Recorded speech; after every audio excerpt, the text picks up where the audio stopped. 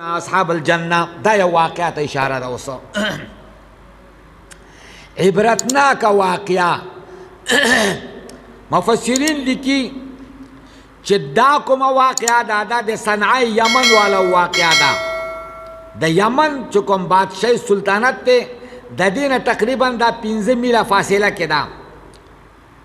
بعضې وایي چې دا واقعه د حبشې ده، خو دا واقعه د عیسی علیه صلات وسلام نه وروستو ده، دور نه وروستو. به هر حال چې د کوم ځای واقعه ده، خو واقعه داسې ده یو نیک سړی او باغ یې جوړ کړی او ډېر ښکلی. باغ کې به یې خرچه کوله، کله چې باغ به پوخ شو او باغ کې میوې به هر وخت کې کېدلې، نو دی به چې باغ ته ته نو غریبانان به راتلله، نو دی به د غریبانانو له به دا میوې ځان له وشو کوئ وخورئ دا میوې، نو هغو به ځان له وخوړلې، نو بیا به ورته وایي چې لږ به ځان سره د وړو له هم اوسئ کور ته، نو هغو به ځان سره کور ته وړلې. خلک په مخته شوي راتله به دا میوې به یې په خپله خوړلې او ځان سره به یې لږې لږې وړلې. نو کله هغه سړی چې مړ شو په خپل هغه نیک سړی زامن یې پاتې شو، زامنو مشوره وکړه چې باغ خو پوخ دی، خو داسې چل چې رځې دې باغ ته مونږ نه ځو، ځکه نه ځو چې دا خلک دادا دی الله وبخي، خلک یې مخته کړ دی، نو اوس دلته که مونږ ځو نو دا خلک به بیا پنډ کېږي راپسې. دا شی د دادا رویه ټیک نه وه، ځکه دا هوښیار سړی نه و زمونږ دا پلاره. هوښیاران مونږ یو، ځکه چې زمونږ به پلار به محنت کوو پکې او میوې به بل چا خوړلې، دی دومره هوښیار نه و. مونږ تعلیم یافته یو، مونږ هوښیاران یو، مونږ ګریجویټ یو، پوهېږئ که نه. مشوره وکړله چې ورځې خو نه شو تللی، د شپې شپې به دا ځان له شو کوو، وی ټیک شوله. د شپې مشوره وکړله، ستار باندې یو بل ته اواز کوي او خیردینه او مردینه راوځئ، شپې شپې روان دي، خیردین دي مردین دي لاړله، ټوکرۍ ځان سره واخیستلې، باغ ته ځي. چې لاړله نو مخکې باغ په باغ پته نشته دی، باغ نشته مخکې، دا قرآن کې قصه ده، باغ نشته. یو بل ته وویل که دا لار مونږ خطا نه کړله، تیاره ونده دا لار خطا شوه، بلې غاړه باندې لاړ شي بیا باغ نشته دی. سړی دا لار نه ده خطا شي، دا شی چېرته نشته دی، هغې باندې الله پاک اور لګولی، څه وشولو اور په ولګېد. دا قمقلو دا هوښیاران دي، پوه شو که نه. بیا پوه شو چې هېڅ کار هم نشته، لار نه ده خطا، خو شي باندې اور لګېدل دی. مونږ چې کومه رویه وه هغه رویه زمونږ ټیکه نه وه. مطلب دا دی چې خیر خیرات کوه، زیاتېږي به که نه اور به په لګي. قریشو چې حرامیتوب شروع کو نو هغو باندې قات راغی، دومره قات په راغی چې یو به غولو ته کېناست بل به کاته، نو هغه به چې پاسېد ده به لاړ هغه به یې وخوړله، څرمنې او سپي به یې خوړل. قریشو د الله حکمونه کې څوک نه مني، د پیغمبر طریقې هغه سره دا کار کېږي. ښه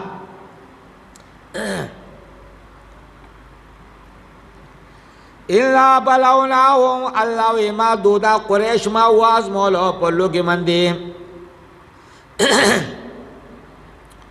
کما بلونا اصحاب الجنه، لکه څنګه چې ما ازمیښت کړی و په هغه باغ والو باندې مې ازمیښت کړی و صنعاء یمن والو باندې.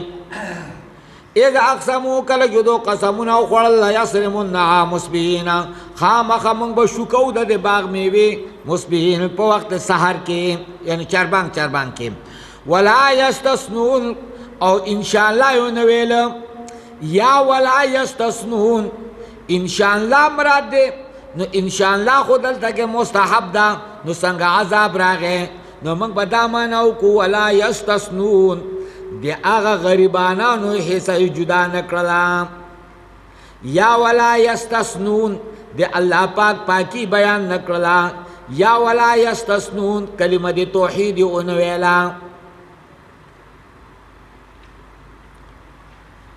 فطاف علیها طائف من ربک، وګرځېد په دو باندې یو ګرځېدونکی طرفه د رب نه، وهم نایمون د شپې عذاب راغی پې.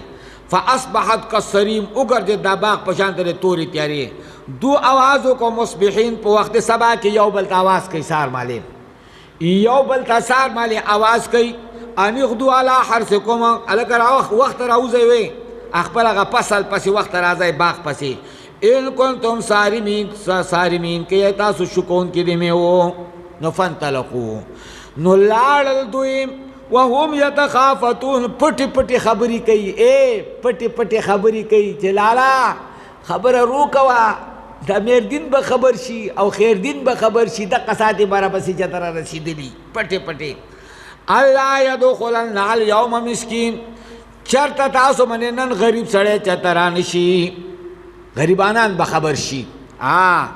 کستا مرچکی دی نو غریب پکې سوکا که ټماټر دی نو غریب پکې سوکا کستا واخه دی نو غریب پکې سوکا کستا لرګي دی نو غریب پکې سوکا کستا سیشه دی غریب لپکې ورکا کنه داسې بشي کتا سره پیشي دی د غریب پکې حصہ وکا.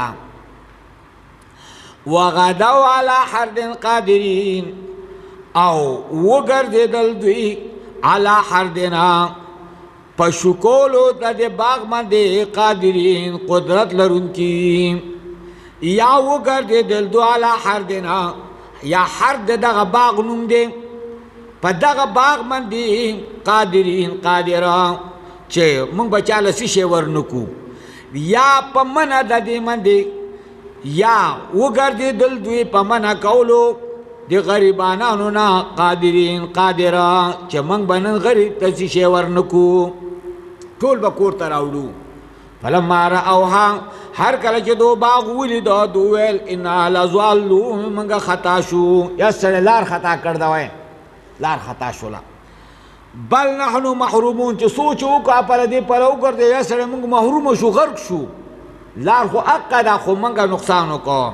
قال اوسطهم ویل په دو کې هغه عقلمند و یو پکې مسلمانو هغه پکې وویل الم اقل لکم لولا تسبحون تاسو ته ما نو ویلي ولې تاسو د الله پاک نه بیانوئ الله پاک ولې نه ګڼئ ولې الله پاک ولې نه ګڼئ نظر د غیر الله ولې کوئ. قالو ټولو چغې کړې دي چې وا سرونه وویل دا شان زموږ خو دغه باغ و تباه شو. وویل دوی سبحان ربنا پاک د زموږ ربه انا کنا ظالمین موږ ظالمانو توبې وکړې بیا ولا الله گزاره کړ درستوي. فاقبل بعضهم على بعض يتلاومون متوجه شو بعضې په بعضو باندې یو بل ملامته کوي یو ویله که تا راته وی چې دا حقه مقل دی بل وی ما خو نه ویلي تا راته وی چې دا غریبانانو ټول هر څه تباه کړله دا خو تا ماته ویلي یو بل بیا ملامته کوي. قالو دو ویل یا ویلنا موږ له دې هلاکت وي انا کنا طاغین سرکشه وو افسوس موږ لره موږ سرکشه وو شاید چې موږ له بدل کې زموږ رب خیرا منها د دې باغ نه بهتر انا الی ربنا راغبون یقینا موږ به خپل رب ته رغبت کوونکي وو. بیا یې چغې ووهکلې توبې ووهکلې ښه.